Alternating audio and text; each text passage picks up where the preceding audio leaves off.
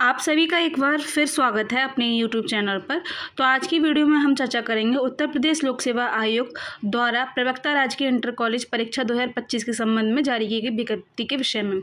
देखिए, सुबह ही हमने आपको एक वीडियो प्रोवाइड कराई थी जिसमें हमने आपको शॉर्ट वीडियो के माध्यम से जो आवेदन होने हैं, जैसा कि यहाँ पर लिखा हुआ है कि आपके आवेदन कब से स्टार्ट हो रहे हैं, 12 अगस्त से, यानी कि आज से क्या है आपके आवेदन स्टार्ट हो चुके हैं। ठीक है, तो जो अभ्यर्थी इच्छुक हैं इस फॉर्म को फिल करने के लिए, जो अर्ह हैं वो फॉर्म फिल कर सकते हैं। अब इस वीडियो में क्या है, हम विस्तार से जानेंगे कि कौन कौन स्टूडेंट क्या है अर्ह हैं इस परीक्षा के फॉर्म को भरने के लिए और कौन अर्ह नहीं है। तो सबसे पहले यही कि प्रवक्ता पुरुष महिला राजकीय इंटर कॉलेज परीक्षा 2025 के जो ऑनलाइन आवेदन हैं वो कब से स्टार्ट हो गए हैं, 12 अगस्त 2025 से स्टार्ट हो चुके हैं, यानी कि आज से स्टार्ट हो चुके हैं। अब इसमें क्या बात लिखी है कि ऑनलाइन परीक्षा शुल्क बैंक में जमा करने एवं ऑनलाइन आवेदन स्वीकार करने की किए जाने की अंतिम तिथि कितनी रहेगी, 12 सितंबर, यानी कि 12 सितंबर इसकी लास्ट डेट रहेगी। यदि आपके ऑनलाइन फॉर्म में कोई भी मिस्टेक होती है तो उसका संशोधन आप 19 सितंबर तक करा सकते हैं। ठीक है, ये तो हमने आपको सुबह वाली वीडियो में ही बता दिया था। अब देखिए कुछ महत्वपूर्ण बातें हैं, उन्हें एक बार देख लेते हैं। किस विषय में कितनी सीटें हैं, कौन स्टूडेंट अर्ह होंगे, किसे आरक्षण मिलेगा, ठीक है, आपके एग्जाम का क्या पैटर्न रहेगा, ये सब चीज़ें क्या है हम इस वीडियो के माध्यम से जानेंगे। तो सबसे पहले क्या है कि जो स्टूडेंट इस फॉर्म को फिल करेंगे तो सबसे पहले उन्हें OTR के लिए रजिस्ट्रेशन करना होगा। जैसा कि हमने आपको बताया है, सुबह ही कहा था कि बिना OTR के आप फॉर्म फिल नहीं कर सकते। जब आप OTR के लिए रजिस्ट्रेशन करेंगे तब आपको देखिए OTR नंबर प्राप्त होगा। ठीक है, तो जब आपको OTR नंबर प्राप्त हो जाएगा उसके उपरांत क्या है, आपको आयोग की जो वेबसाइट है जो यहाँ पर दी गई है, ठीक है, UPPSC पर जाना है। वहाँ पर ऑनलाइन आवेदन करने के बाद आपको सबमिट कर देना है। आपकी जो फीस सबमिट होगी वो ऑनलाइन माध्यम से ही होगी, ये चीज़ आपको ध्यान रखना है। अब एक चीज़ और आपको ध्यान रखनी है, जब आप फॉर्म फिल करें तो अपना फ़ोन नंबर, ईमेल आईडी आपको ध्यान से देनी है। ये ना हो कि ईमेल आईडी आपको पता ही नहीं, आपने किसी और की ईमेल आईडी दे दी तो कोई भी जानकारी अगर आपको दी जाती है तो आप तक ना पहुंच पाए, या फिर फ़ोन नंबर आपने किसी और का दे दिया। ठीक है, ऐसा नहीं करना है। आपका फ़ोन नंबर चालू होना चाहिए, वही फ़ोन नंबर आपको देना है, ईमेल आईडी वही देनी है जो आपकी एक तरह से चालू हो। ठीक है, ताकि आपको समय समय पर नोटिस मिलते रहें। अब यहाँ पर हम देखते हैं कि आरक्षण किन किन अभ्यर्थियों को देखने को मिलेगा। तो देखिए सीधी सी बात है, जिस स्टेट की वैकेंसी निकलती है तो प्रायोरिटी उन स्टेट के स्टूडेंट को दी जाती है। ठीक है, तो अगर बात करें कि पिछड़ा वर्ग हो गया, अनुसूचित जाति हो गई, अनुसूचित जनजाति है, तो यदि वो लोग उसी स्टेट में रहते हैं यानी कि यूपी के हैं तो उन्हें आरक्षण यहाँ पर देखने को मिलेगा। अदर स्टेट वालों को आरक्षण नहीं मिलेगा, ये बात आपको ध्यान रखनी है। जैसा कि यहाँ पर लिखा है कि अनुसूचित जाति, अनुसूचित जनजाति, अन्य पिछड़ा वर्ग, आर्थिक रूप से कमजोर वर्गों, स्वतंत्रता संग्राम सेनानियों के आश्रितों, दिव्यांगजन, उत्कृष्ट खिलाड़ी, वर्गीकृत खेल के कुशल खिलाड़ी तथा भूतपूर्व सैनिक अभ्यर्थियों को जो उत्तर प्रदेश राज्य के मूल निवासी नहीं हैं उन्हें आरक्षण आयु में छूट का लाभ अनुमन्य नहीं होगा। सीधी सी बात है, जो उत्तर प्रदेश के निवासी स्टूडेंट हैं उन्हीं को ही आरक्षण मिलेगा। ठीक है, चाहे PH कैटेगरी स्टूडेंट हों या फिर आप भूतपूर्व सैनिक हों। ठीक है, तो ये सारी चीज़ें आपको ध्यान में रखनी है। अब बात करें आयु सीमा की, तो कौन स्टूडेंट क्या है फॉर्म फिल कर सकते हैं। तो देखिए, जिन स्टूडेंट की आयु 21 वर्ष है, ठीक है, और या फिर ये कह लें कि जिनकी आयु 40 वर्ष से कम है तो वो अभ्यर्थी इस फॉर्म को फिल कर सकते हैं। ठीक, तो आपको ये चीज़ ध्यान रखनी है।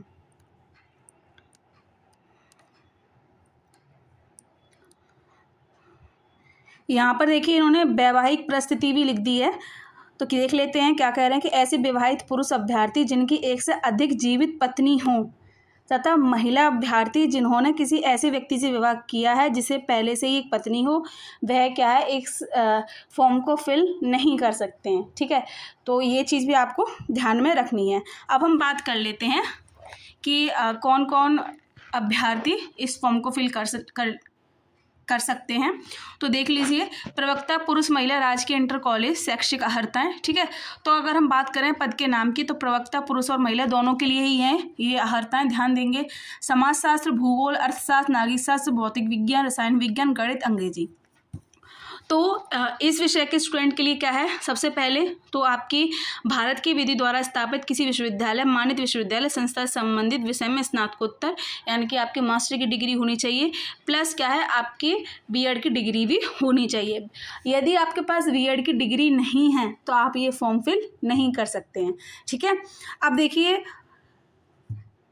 इतिहास विषय से जो भी अभ्यर्थी हैं तो उन्हें भी ये चीज़ ध्यान रखनी है कि वो स्नातकोत्तर करे हों तो किस विषय से। अब देखिए इतिहास में भी देखेंगे तो प्राचीन इतिहास, मध्यकालीन इतिहास, आधुनिक इतिहास विषय में यदि उनका स्नातकोत्तर है, मास्टर है, तो ये फॉर्म फिल कर सकते हैं, साथ में बीएड का होना ज़रूरी है। ठीक है, जीव विज्ञान, तो जीव विज्ञान में देखिए वनस्पति विज्ञान, जंतु विज्ञान विषय में स्नातकोत्तर की उपाधि है। ठीक है, साथ में ही बीएड है तो क्या है ये फॉर्म फिल आप कर सकते हैं। हिंदी में महत्वपूर्ण है, देखिए हिंदी वाले स्टूडेंट को बहुत परेशानी होती है, क्यों? क्योंकि उनका कॉम्बिनेशन नहीं बैठ पाता। ठीक है, इसीलिए आप देखिए ये एलटी ग्रेड की वैकेंसी जिनके पास बीएड थी लेकिन इंटर में उनके पास संस्कृत नहीं थी तो वो फॉर्म फिल नहीं कर सकते, क्योंकि इनकी एक तरह से अहर्ता बोलें यही है कि हिंदी वाले स्टूडेंट की 1 वर्ष का संस्कृत का होना ज़रूरी है, वो भी इंटर में।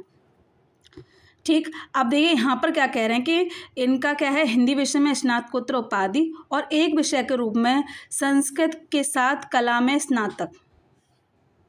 ठीक है, ध्यान देंगे हिंदी के विद्यार्थी खास तौर पे, और इसके साथ ही क्या है आपकी बीएड का होना ज़रूरी है। ठीक है, तो ये चीज़ आपको ध्यान रखनी है। उर्दू विषय के लिए उर्दू विषय में स्नातकोत्तर होना चाहिए।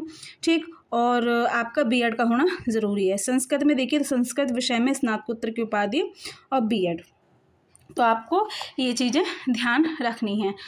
ये जो अहर्ताएँ थी वो प्रवक्ता पद के लिए है राजकीय इंटर कॉलेज, महिला पुरुष के लिए। अब देखिए अब हम बात करते हैं प्रवक्ता स्पर्श दृष्टिबाधित राजकीय इंटर कॉलेज समेकित विशेष माध्यमिक विद्यालय। तो जो पद आए हैं तो उनको देख लेते हैं और इनमें क्या क्या अहर्ताएँ होनी चाहिए। तो प्रवक्ता किस पद के लिए हैं? समाजशास्त्र, अर्थशास्त्र, नागरिक शास्त्र, अंग्रेजी, इतिहास, हिंदी। तो इनकी स्नातकोत्तर होनी चाहिए किसी विश्वविद्यालय से। ठीक है, इसके साथ ही बीएड की उपाधि होनी चाहिए। तीसरा जो महत्वपूर्ण बिंदु है ब्रेल पद्धति, सांकेतिक भाषा में हिंदी, अंग्रेजी में पढ़ने और लिखने का ज्ञान, और क्षीण दृष्टि जनों को क्या है श्रवण क्षीण जनों के अध्यापन के लिए विशिष्ट शिक्षक के रूप में भारतीय पुनर्वास परिषद RCI में पंजीकरण। ठीक है, ये कुछ अहर्ताएँ हैं इन लोगों के लिए, तो आपको ये चीज़ें ध्यान रखनी है। आप बस अपनी कैटेगरी देख लेंगे, उसी के अकॉर्डिंग क्या है अपनी अहर्ताएँ देखते जाएंगे। ठीक है, अब बात करते हैं प्राध्यापक पद के लिए। तो प्राध्यापक उत्तर प्रदेश जेल प्रशिक्षण विद्यालय अध्यापक वर्ग सेवा, तो पद का नाम और किस विषय से? तो मनोविज्ञान प्राध्यापक पद के लिए है। क्या अहर्ताएँ हैं? तो देखिए सबसे पहले इन्होंने अहर्ता लिखी है कि अपराध मनोविज्ञान के एक प्रश्न पत्र के साथ मनोविज्ञान में स्नातकोत्तर उपाधि, या फिर अपराध विज्ञान में डिप्लोमा के साथ मनोविज्ञान में स्नातकोत्तर उपाधि। ठीक है, इसके साथ ही मनोविज्ञान में स्नातकोत्तर उपाधि जिसमें MA स्तर पर सामाजिक मनोविकार या सामाजिक अव्यवस्था का एक प्रश्न पत्र हो, या स्नातकोत्तर उपाधि या किसी प्रश्न पत्र के बदले में अपराध मनोविज्ञान के एक पक्ष में अपराध विज्ञान शोध प्रबंध हो। ठीक है, इसके साथ ही देखिए डॉक्टर की उपाधि भी होनी चाहिए, हिंदी का अच्छा ज्ञान भी होना चाहिए। तो ये बातें किसके लिए हैं? किसके लिए ये अहर्ता रखी है? प्राध्यापक पद के लिए है। ठीक है, अब हम बात करते हैं अपराध विज्ञान और दंड शास्त्र के प्राध्यापक पद के लिए। तो क्या अहर्ताएँ हैं? तो इसमें अनिवार्य अहर्ताएँ क्या हैं कि समाजशास्त्र या सामाजिक कार्य या मानव शास्त्र या मनोविज्ञान में स्नातकोत्तर की उपाधि होनी चाहिए, बशर्ते कि निम्नलिखित में से प्रत्येक पर एक पूर्ण प्रश्न पत्र लिखा गया हो, जैसे समाजशास्त्र या सामाजिक मनोविकार या समाज मनोविज्ञान या समाज मानव शास्त्र, और अपराध विज्ञान और दंड शास्त्र या अपराध मनोविज्ञान में क्या है आपकी अहर्ता होनी चाहिए। ठीक, तो आपको ये सारी चीज़ें ध्यान रखनी है। जैसा मैंने आपको आयु सीमा बताई थी कि जो अभ्यर्थी 21 वर्ष के हैं और जिनकी उम्र 40 वर्ष से कम है तो वही क्या है, इस फॉर्म को फिल कर सकते हैं। अब यहाँ पर कुछ महत्वपूर्ण चीज़ हम देख लेंगे कि अब अभ्यर्थियों को 1 जुलाई 2025 को 21 वर्ष की आयु अवश्य पूरी करनी चाहिए। उन्हें 40 वर्ष से अधिक आयु का नहीं होना चाहिए, यानी कि उनका जन्म 2 जुलाई 1985 से पूर्व तथा 1 जुलाई 2004 के बाद का नहीं होना चाहिए। ठीक है। अगर हम बात करें दिव्यांगजन हेतु तो अधिकतम आयु सीमा 55 वर्ष है। ठीक है, इन्हें छूट देखने को मिल रही है। अभ्यर्थी का जन्म 2 जुलाई 1970 का पूर्व नहीं होना चाहिए। यदि हम बात करें ओबीसी, एससी, एसटी कैटेगरी की, ठीक है, तो उन्हें यहाँ पर 5 वर्ष की आयु में छूट देखने को मिल रही है। तो ये चीज़ आपको ध्यान रखनी है। ठीक है। उत्तर प्रदेश के समाज के दिव्यांग अभ्यर्थियों के लिए अधिकतम आयु सीमा 15 वर्ष अधिक होगी। ठीक है, तो ये चीज़ भी आपको ध्यान रखनी है किन किन को यहाँ पर आयु में छूट देखने को मिल रही है। अब यहाँ पर कुछ महत्वपूर्ण बिंदु याद रखेंगे कि क्या क्या हैं कि मुख्य यानी कि लिखित परीक्षा के संबंध में कतिपय सूचनाएं। क्या क्या सूचना है? तो प्रारंभिक परीक्षा में सफल होने वाले अभ्यर्थियों को मुख्य परीक्षा में सम्मिलित किए जाएंगे। ये तो आपको पता ही होगा, जब आप प्री निकालेंगे तभी क्या आप मेंस में बैठ पाएंगे। ठीक है, जिसके लिए आयोग के निर्देशानुसार सफल अभ्यर्थियों को पुनः आवेदन करना होगा। देखिए, ये तो जो आवेदन आप करेंगे वो आपका जो पहला पेपर है प्री है तो उसके लिए करेंगे, उसके बाद आपको दूसरा आवेदन भी करना पड़ेगा। एवं अनारक्षित यानी कि सामान्य अभ्यर्थियों, आर्थिक रूप से कमजोर वर्ग के अभ्यर्थियों, उत्तर प्रदेश के अन्य पिछड़े वर्ग के अभ्यर्थियों तथा उत्तर प्रदेश के बाहर अभ्यर्थियों के लिए परीक्षा शुल्क 200 रुपये है। ऑनलाइन प्रक्रिया शुल्क 25 रुपये। तो कुल मिलाकर 225 जो शुल्क लग रहा है वो किन के लिए लगेगा? जो ओबीसी हैं, ठीक है, जनरल कैटेगरी हैं और अदर स्टेट के स्टूडेंट के लिए। यदि हम बात करें उत्तर प्रदेश के अनुसूचित जाति, अनुसूचित जनजाति अभ्यर्थियों के लिए 80 रुपये का शुल्क लगेगा। ठीक, तो ऑनलाइन शुल्क 25 टन के 105 रुपये इन्हें जमा करने हैं। इसके बाद हम पीएच के कैटेगरी के स्टूडेंट को देखेंगे जहाँ पर इन्हें ऑनलाइन शुल्क 25 रुपये है। ठीक है, तो इन्हें कुल मिलाकर कितने रुपए सबमिट करने पड़ेंगे? 25 रुपये यहाँ पर आपको सबमिट करने पड़ेंगे। ठीक, तो यहाँ पर इन्होंने जो आपकी फ़ी लगनी है तो उसके संबंध में जो आवेदन आप करेंगे उस संबंध में इस चीज़ें यहाँ पर लिख दी हैं।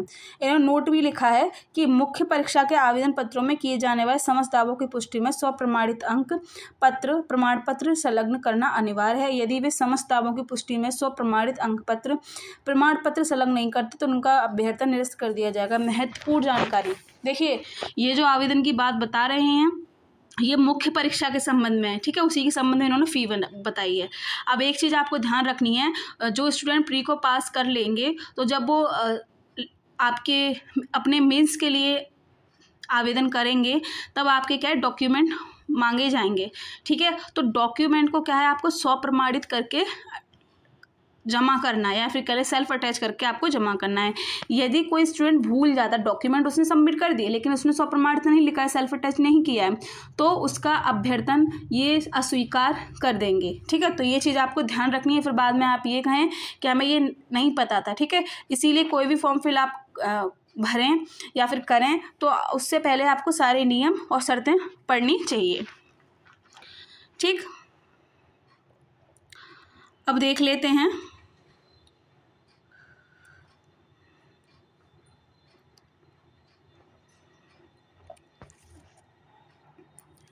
कि आपके किस सब्जेक्ट में कितनी सीटें हैं। तो सबसे पहले देखिए यहाँ पर विषयवार आरक्षणवार रिक्तियों तथा दिव्यांगजन की चिन्हांकित उपश्रेणियों का विस्तृत वर्णन। तो ये प्रवक्ता पुरुष राजकीय इंटर कॉलेज में यहाँ पर वैकेंसी दी गई है। तो कितनी सीटें किस कैटेगरी में है तो आपको भी ध्यान रखना है। पुरुष कैटेगरी के लिए यहाँ पर ये सीटें हैं। तो देख लेते हैं, विषय का नाम है, एक तरफ लिखा हुआ है, रिक्त पदों की संख्या लिखी गई है। ठीक है, और फिर यहाँ पर आपके कैटेगरी लिखी गई है। तो ये जो आप देख रहे हैं तो इसके अंतर्गत आप एक साथ इधर साइड को पीएच कैटेगरी और एक साइड के लिए आप क्या है खिलाड़ियों के लिए भी यहाँ पर आप सीट देखने को मिल रही है। तो अगर हम प्रवक्ता पुरुषों के लिए अगर सीट देखें तो अंग्रेजी विषय में कुल कितनी सीटें हैं? 100 सीटें हैं, जिसमें से 34 जनरल कैटेगरी के लिए हैं और एससी कैटेगरी के लिए 18 सीटें हैं और एसटी कैटेगरी के लिए 2 सीट हैं, ओबीसी कैटेगरी के लिए 36 सीट है और ईडब्ल्यूएस के लिए 10 सीट है। और स्वतंत्रता सेनानी के लिए 2 सीट है। पीएच स्टूडेंट के लिए यहाँ पर कितनी सीटें, तो 10 सीटें यहाँ पर देखने को मिल रही हैं। ठीक है, आप कैटेगरी सब कैटेगरी अपनी देख लेंगे। इसके बाद देखते हैं भूतपूर्व जो सैनिक हैं उनके लिए 11 सीट और खिलाड़ियों के लिए कितनी सीट हैं, 12 सीट। अर्थशास्त्र में कुल कितनी सीटें, 41 सीट हैं। जनरल कैटेगरी के लिए 16, एससी के लिए 8 और एसटी के लिए यहाँ पर कोई सीट नहीं है, और ओबीसी के लिए 13 सीट हैं, 4 ईडब्ल्यूएस के लिए। ठीक, और इसके साथ ही देखिए 1 सीट आपके पीएच कैटेगरी में देखने को मिल रही है और भूतपूर्व सैनिक में आपकी 2 सीट हैं। ठीक है, इतिहास में देखें 41 सीट हैं, जनरल में 15 सीट देखने को मिल रही है, 9 सीट आपके एससी में है, एसटी में कोई सीट है नहीं, 13 सीट ओबीसी में है, 4 आपकी ईडब्ल्यूएस में है। ठीक है, और पीएच कैटेगरी में 1 सीट है और 2 सीट किस में है, आपके भूतपूर्व सैनिक में। ठीक है, उत्कृष्ट खिलाड़ी में कोई सीट देनी गई है। उर्दू की बात करें 27 सीटें हैं टोटल, इसमें से 12 seat general category, 5 SC, ST में कोई सीट नहीं है, 8 पिछड़ा वर्ग में और ईडब्ल्यूएस में 2 सीट हैं। 1 सीट आपके पीएच में है और 1 सीट आपके भूतपूर्व सैनिक में है। ठीक है, गणित में देखिए कुल 94 सीट हैं, जिसमें आपकी 28 जनरल कैटेगरी की हैं, एससी में 24 हैं, 1 एसटी में है, 32 ओबीसी में है, ईडब्ल्यूएस में 9 हैं और स्वतंत्रता संग्राम सेनानी की 1 सीट है। पीएच में यहाँ पर 3 सीट देखने को मिल रही हैं और भूतपूर्व सैनिक में 4, उत्कृष्ट खिलाड़ी में 1 सीट है। भौतिक विज्ञान में कुल 86 सीट है, जिसमें 36 जनरल कैटेगरी, 16 एससी, 1 एसटी, 25 अन्य पिछड़ा वर्ग और 8 ईडब्ल्यूएस कैटेगरी और 1 है स्वतंत्रता संग्राम सेनानी के लिए। 3 पीएच की हैं, 4 भूतपूर्व सैनिक की और 1 उत्कृष्ट खिलाड़ी की। रसायन विज्ञान में 85 सीट हैं, जिसमें से 33 जनरल, 19 एससी, 1 एसटी, अन्य पिछड़ा वर्ग 24 और 8 ईडब्ल्यूएस और स्वतंत्रता संग्राम सैनिक में 1 है, 3 पीएच की हैं, 4 है आपके भूतपूर्व सैनिक के लिए। ठीक है, उत्कृष्ट खिलाड़ी की बात करें तो यहाँ पर 1 सीट देखने को मिल रही है।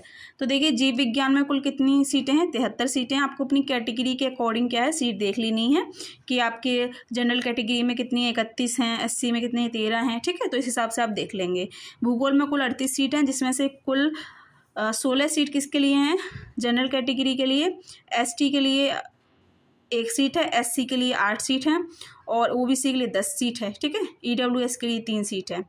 ठीक, तो यहाँ पर आपको अपनी कैटेगरी देख लेनी है।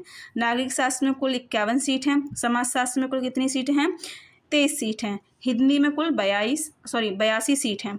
तो कुल मिलाकर अगर हम बात करें प्रवक्ता पद पुरुषों के लिए कितनी सीटें देखने को मिल रही हैं, 777 सीट यहाँ पर देखने को मिल रही है। ठीक है, तो आपको अपनी कैटेगरी देख लेनी है, उसी के अकॉर्डिंग आपको पता चल जाएगा कि कितनी सीटें आपकी कैटेगरी में हैं।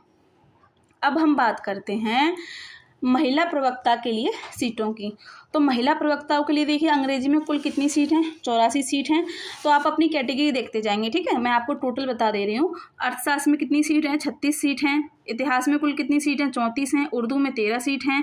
गणित में 28 सीट हैं। भौतिक विज्ञान में 104, रसायन विज्ञान में 62, जीव विज्ञान में 73, भूगोल में 26, संस्कृत में 56, नागरिक शास्त्र में कुल 54 सीट हैं, समाज शास्त्र में कुल 44 सीट हैं और हिंदी में 80 सीट हैं। तो कुल मिलाकर 694 सीट क्या है, महिला प्रवक्ता के लिए देखने को मिल रही हैं।